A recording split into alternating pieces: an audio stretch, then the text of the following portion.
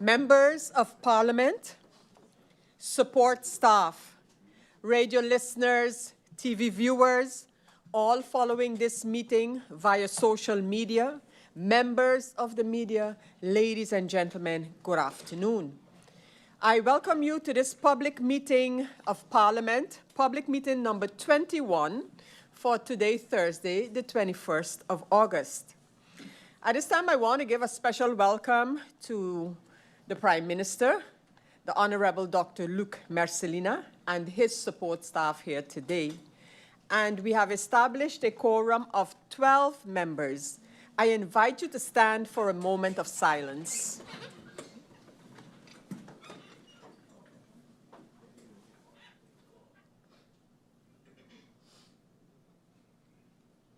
Thank you.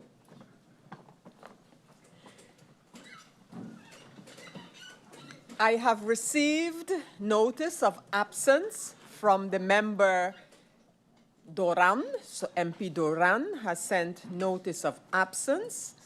I don't have any other notifications, and I ask if there are any notifications from the floor. I see that that is the case, and I start with giving the floor for notifications to MP Roseburg. MP Roseburg, you have the floor. Thank you, Madam Chair. I would like to take the opportunity, blessed afternoon to the Prime Minister, of course, and support staff. I would like to take the opportunity to wish all the students that started the school year a happy and successful new school year. I already made a video about it, but on the floor of Parliament, I would like to make it clear, stay focused, and the world is yours. Also, in regards to the recent developments, in regards to the SCOS letter, on the hair policy, it's very disappointing, and I would like the students to be reminded to focus on their school and education. Hair discrimination should not be tolerated in no form of such.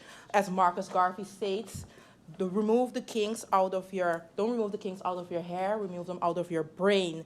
And I will make sure that this pressing issue will remain to get attention until the legislation is finalized, and that everyone that is facing any discrimination of such, that we will handle that matter. And I also urge SCOS to consider its stance to safeguard inclusivity and to make sure that there will not be unnecessary legal consequences and challenges, and to allow all students the freedom to express themselves naturally.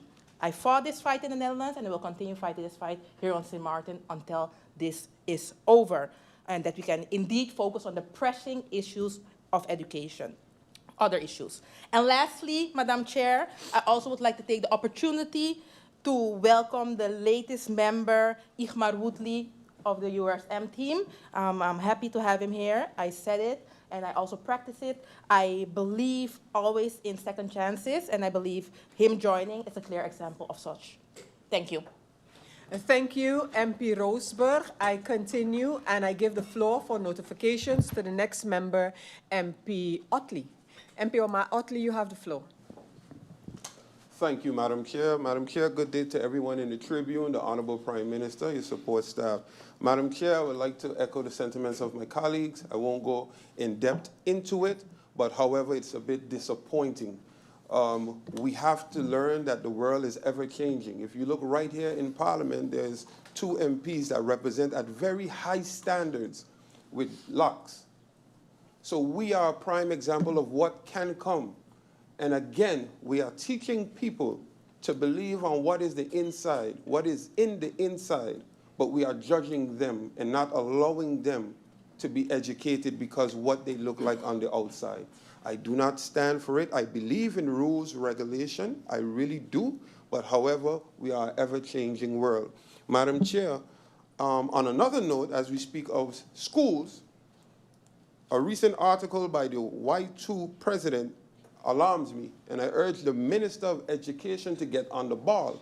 We can rant, rave, and I love the energy in here today that we have for GEBE, but when I have to read that the Windward Island Teachers President says that the enthusiasm from the Minister of Education does not match the state of the classrooms. It is unprepared and unready and fit for learning. It makes me wonder We need to reprioritize our priorities. So while we talk on discrimination in here, we have another bigger issues of classrooms not being even ready. And this is not from me. This is from the union. So I urge the Minister of Education to jump on this immediately. Thank you, Madam Chair. Thank you, MP Ottley. The next member to speak during notifications is MP Lewis. MP Lewis, you have the floor. Good afternoon, Madam Chair. Good afternoon to the Honorable Prime Minister and your support staff, the members in the Tribune, my honorable colleagues here in Parliament. Good afternoon, St. Martin. First and foremost, Madam Chair, I would like to publicly on the floor of Parliament send my condolences to the family and fellow loved ones of the lady that passed away in the government building. It is a sad thing. I do not know the reason for it, but life is very short, hence the reason we should always live good. I would also like to congratulate the students in the exam classes for 2025 and 2026, and to all the other students that you do your best and make this school year even better than last year. I would also like to welcome my patrol lit, Mr. A.M.R. Woodley, to this honorable house, and that you may continue to uphold the standards of what we expect for a servant to this country.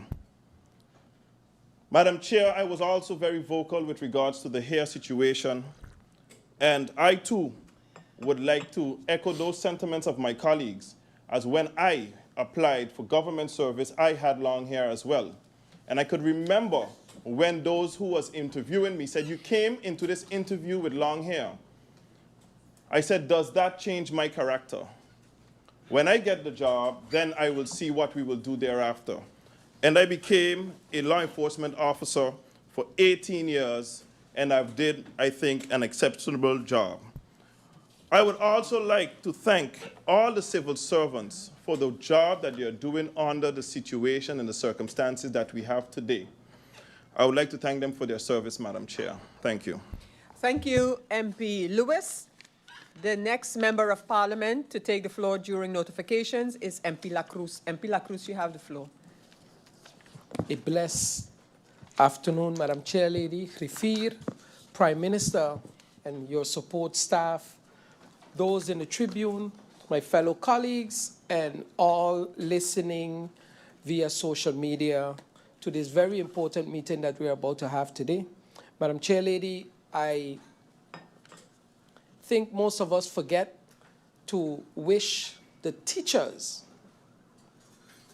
a stressless, loving, and strong year dealing with our kids. Most of our kids spend more time with teachers than they spend with parents at home. So on behalf of the United People's Party and myself, we would like to wish each and every teacher strength and know that we are here for you. Let us know where and how we can help. Thank you, Madam Chair Lady. Thank you, MP Lacroes. The next MP is MP Labega. MP, did you take off your mic? Sorry? No. Oh, MP Labega, yes. Good afternoon.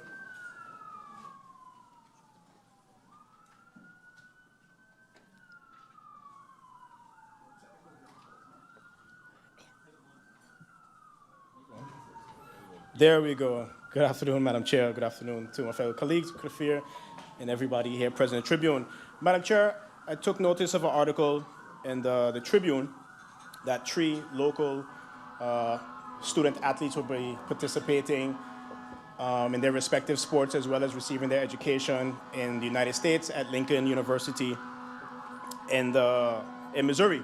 So I'd like to congratulate them. These 3 athletes are Chanel Richardson, track and field, Timothy Fleming, baseball, and Omari Gums in soccer. It's always good to see local St. Martiners pursuing their dreams as well as their education, and let this be motivation for others to do the same. Sticking on sports, I'd also like to congratulate the Aruba Little League team as they beat Japan yesterday in the Little League World Series to advance to the international brackets final.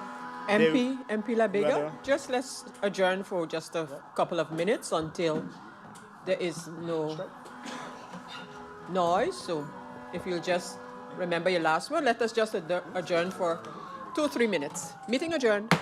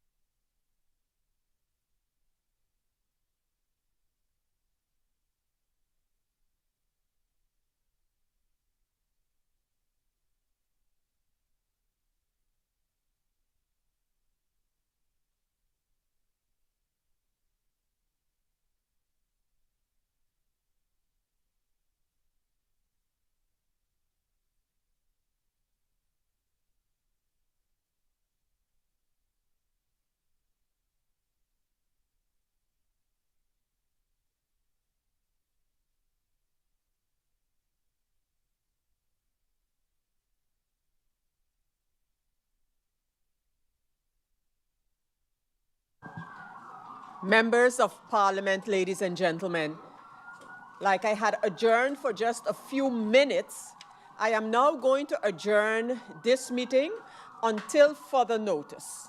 And of course, you will be informed. I will continue my caucus with the Prime Minister about the Prime Ministers and comms dealing with, talking to the persons who are out here. And I say this because, of course, those who are seeing me are not aware of what is happening. We do have persons of the ambulance department as well as the fire department here at Parliament building this afternoon. And since the Prime Minister and his support staff is in our midst here, the meeting of Parliament, the public meeting number 21 for today, the 21st of August, will be adjourned until further notice. Members of Parliament, you will be informed, of course, immediately as the time to continue with this meeting is established. For right now, this meeting will be adjourned until further notice. Meeting adjourned.